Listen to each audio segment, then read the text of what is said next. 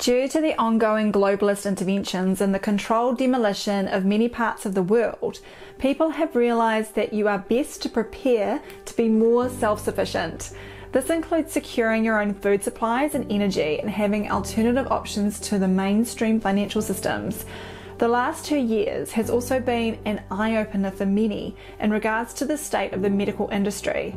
My husband Mark and I used to work in that system, but now we encourage people to rethink what it can actually offer them. Many people have become over-medicalised and benefit from being shown they can be their own healers. Of course, one essential item every household should have is a first aid kit. So let's have a look at everything you need, including some tips on how the Baileys have upgraded their kit with some secret ingredients.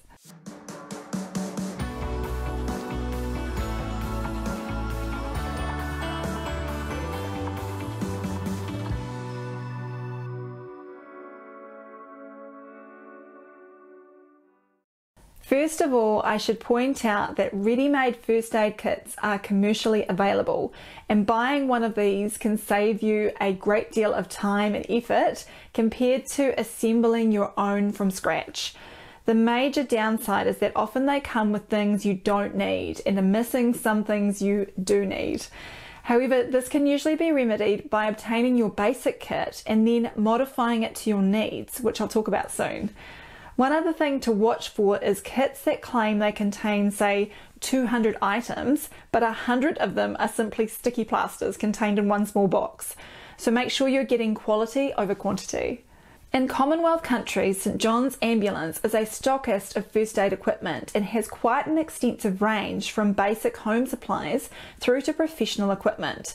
In North America, there appears to be a lot of different products available online and through medical surplus outlets. If you have found a good supplier, please let others know in the comments. The first consideration is what you want the kit to be contained in. Wall-mounted units are robust but are permanently fixed in one place, which can be really awkward. For practical reasons, however, this tends to be the standard setup in workplaces or clubs. Soft case fabric ones are certainly lightweight, but I find them a bit annoying to use.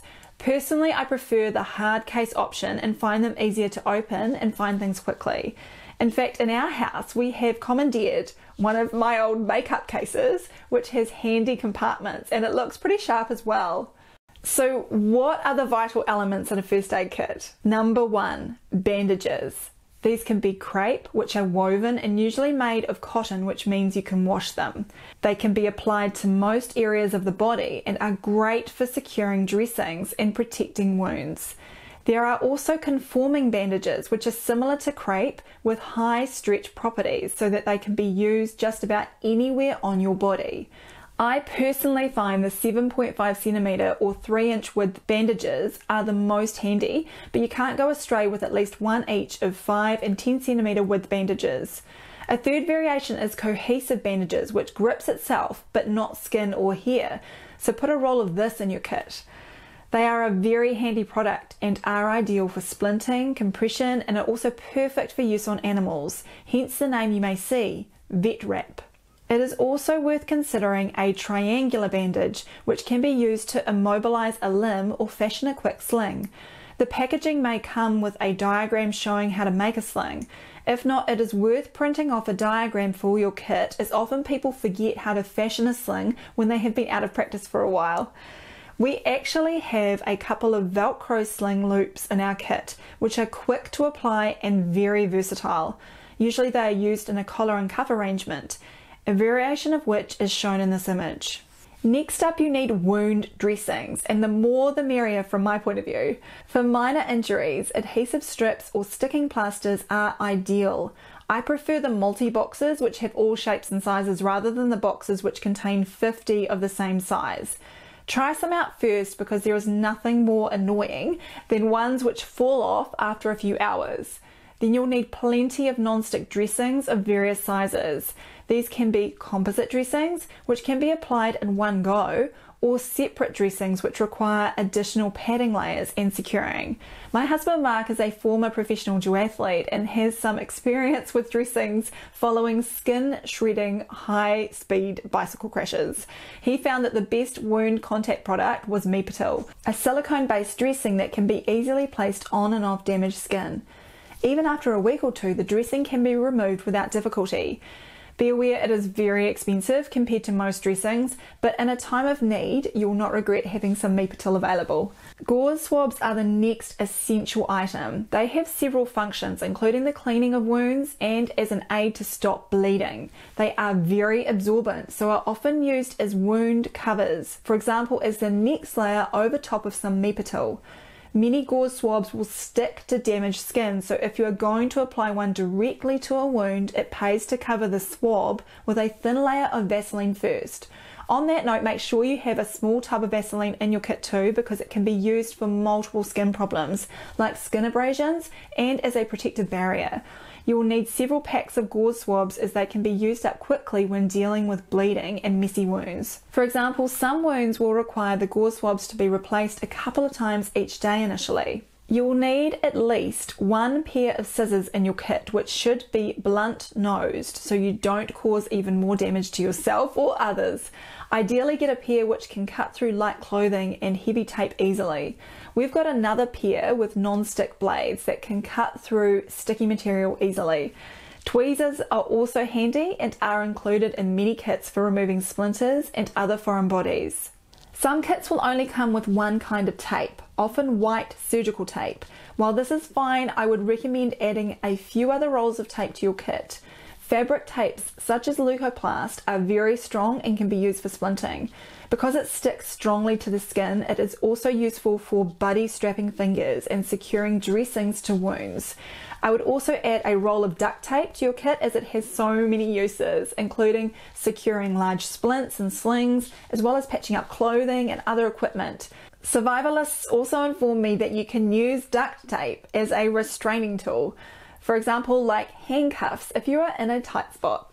Alcohol swabs are often included in first aid kits, but I don't believe they have much role in cleaning or disinfecting the skin as advertised. They are useful, however, for preparing the skin for self-adhesive dressings and taping, as they remove the oils and allow a much better stick for these products. Other things that are fairly standard in first aid kits are gloves, which are always handy. There may be an emergency first aid manual which will be useful for those who have no experience in using these kits, although it would be a better idea to familiarise yourself with the material in advance and perhaps even consider doing a first aid course. Foil blankets are often included, and yes, I'm aware that they are not actually foil, but typically an aluminized mylar sheet. Keep in mind that they are not designed to warm you up. They are designed to reflect heat back in and protect against wind chill. The blankets can be used in reverse to protect from the sun and also serve to provide a more easily seen visual signal for other parties involved in search and rescue. They are very compact and lightweight, so you can't go wrong having at least one of these blankets in your kit. There may be some saline eye and wound irrigation bottles in a commercial kit, but these are usually small. Hence, I would suggest you also have available a few unopened sports-style plastic water bottles. These are particularly useful if more extensive irrigation is required and can be easily refilled. There is no need for the water to be sterile, it just needs to be clean. Some kits include a thermometer, which I think is a great idea. When humans suffer from hypothermia, that is an abnormally low body temperature, or hyperthermia, an abnormally high body temperature, they often experience an altered mind state.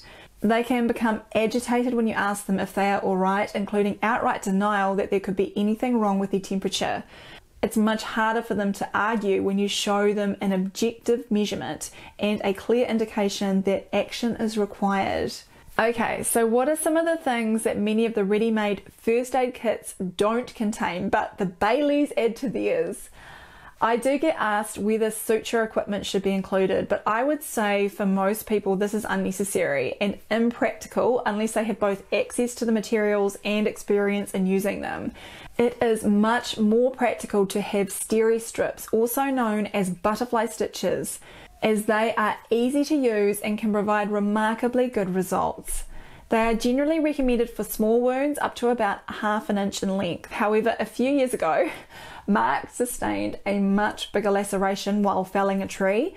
I suggested that he could go to the ER to have it sutured, but he closed the wound himself with steri strips and achieved an excellent result with the subsequent healing. I'll include a link in the description outlining how to use steri strips. We also have a disposable butane lighter in our kit. This can be used to heat metal implements for emergency cauterization of difficult to stop bleeding, although this shouldn't be attempted unless you know what you are doing, of course. However, the lighter still has other uses, such as providing light if other measures are unavailable, creating a source of warmth, or attracting outside help.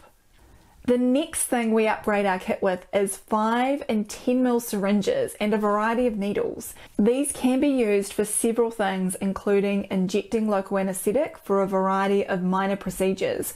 However, even if you don't have local anesthetic or other injectable medications, the needles can be used for aspiration of fluid to reduce pressure. It is also worth keeping in mind that many doctors and nurses don't carry this equipment on them personally, but can readily use them if you have the supplies. In addition to tweezers, I find that needles are great at removing more deeply embedded foreign bodies in the skin. One thing that is often overlooked in first aid kits is female hygiene products. Not only are they useful for their intended purpose, but products like tampons can also be used as packing to stop otherwise uncontrollable nosebleeds. And the last thing to consider is whether you want to include pharmaceuticals in your first aid kit, which will not only depend on what you think you need, but also what you can source and know how to use. Due to our background in medicine, our kit includes local anesthetic, IV antihistamine, IV steroids, and some adrenaline.